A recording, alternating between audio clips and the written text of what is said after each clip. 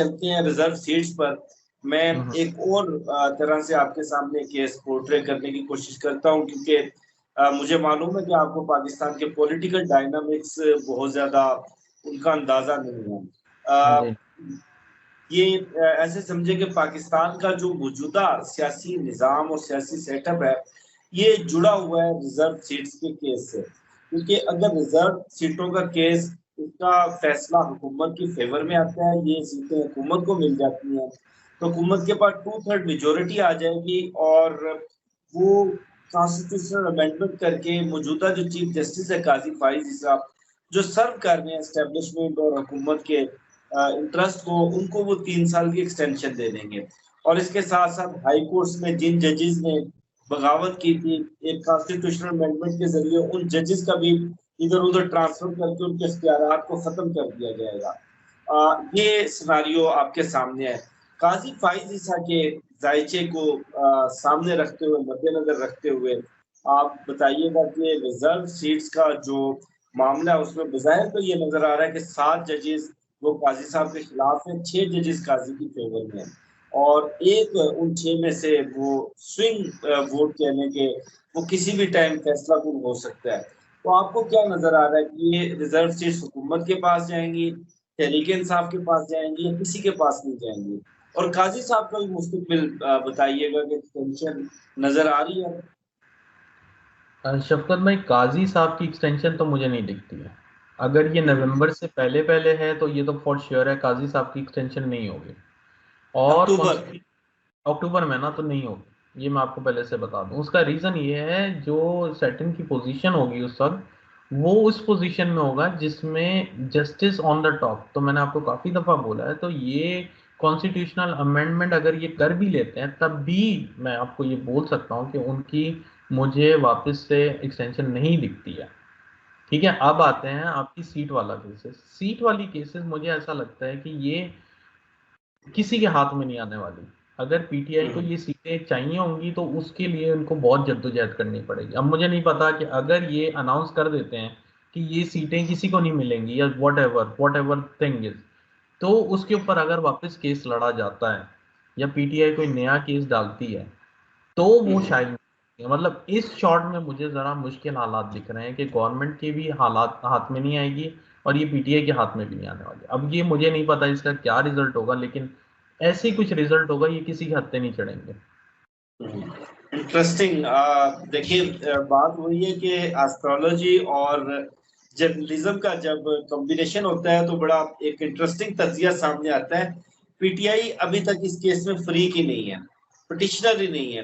PTI ने अभी petition file की है कि हमें भी इस केस में फ्रीक बनाया जाए। सुन्नी इत्तेहाद कौंसिल बेसिकली इसमें फ्रीक है, लेकिन मंडे को डिसाइड होगा कि पीटीआई की एप्लीकेशन एक्सेप्ट होती है या रिजेक्ट होती है। तो वही आप वाली बात कि फिलहाल नजर ये आ रहा है कि गवर्नमेंट को भी नहीं मिलेंगी, सुन्नी इत्तेहाद कौंसिल को भी नहीं मिलेंगी, पीटीआई है या नहीं मिलती, उसके लिए नए सिरे से केस एक नई डायरेक्शन में सुना जाएगा।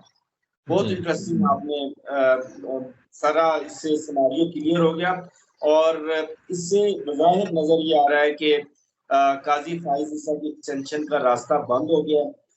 और काजी फाइज ईसा को थोड़ा सा इतना मजीद बता दीजिएगा कि जो सुप्रीम कोर्ट के जजेस की मेजोरिटी है, क्या वो उनका काजी साहब का साथ देगी या आइन और कानून का साथ देगी?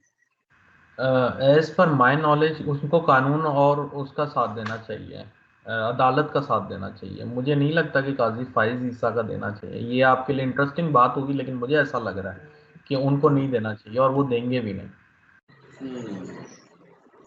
जबरदस्त। अच्छा, इद्दत केस के हवाले से आपने प्रेडिक्शन दी थी कि इद्दत केस ये डिले हो जाएगा, बिल्कुल इसी तरह हुआ, डिले हुआ। बहुत सारे लोगों को ये लगता है कि शायद इसका फैसला पीटीआई के खिलाफ आया, हालांकि ऐसा नहीं है, पीटीआई के खिलाफ नहीं आया। सिर्फ जज ने फैसला ये दिया है कि जो मरकजी अपील है उसके ऊपर 10 जुलाई से पहले मैंने जजमेंट दे देनी है। तो 10 जुलाई से पहले जब जजमेंट ही आ जाएगी मेरिट के ऊपर, तो सजा सस्पेंड करने का कोई जवाज बनता नहीं है 8-10 दिन के लिए। तो जो मरकजी अपील है 2 जुलाई से वो केस समाप्त के लिए मुकर्रर हो रहा है, 10 जुलाई से पहले पहले कंक्लूड करना हाई कोर्ट का ऑर्डर है। तो इद्दत केस के हवाले से आप बताइएगा कि इमरान खान को रिलीफ यहीं से मिलेगा या हाई कोर्ट से आगे चलकर मिलेगा? अब मुझे ऐसा लगता है इद्दत केस में इनके पॉजिटिव कार्ड्स हैं, वो तो कहीं ना कहीं रिजल्ट इनको पॉजिटिव मिल जाएगा, इनको इधर से रिलीफ मिलेगा। ये मेरे ख्याल से इनका आखिरी केस होगा शायद। जी जी, अभी इनका आखिरी केस है। हाँ, अब बस अल्लाह ये करे कि इनके ऊपर ये नए केस ना खोलें, क्योंकि ये जो जिस हालात में पीटीआई की जो पार्टी चल रही है ना, तो मुझे बहुत ज़्यादा शक पड़ता है कि ये अपने पैरों पे कुल्हाड़ी मारेंगे और कहीं ना कहीं ये एक नया केस, एक नया कट्टा खोल देंगे वापस से, ये बात पक्की है। क्योंकि ये जो आपस में इनके हालात चल रहे हैं ना, तो ये हालात ऐसे बनेंगे कि इनकी वजह से वापस इमरान खान के ऊपर एक कोई नया मसला खड़ा होगा। अच्छा, आपने हालात की तरफ बात की। हालात तो वाकई पीटीआई के अंदर बड़े खराब चल रहे हैं। अंदरूनी बगावत और आपस के अंदर एक दूसरे पर इल्जाम तराशी और फॉरवर्ड ब्लॉक बनाने की धमकियां भी।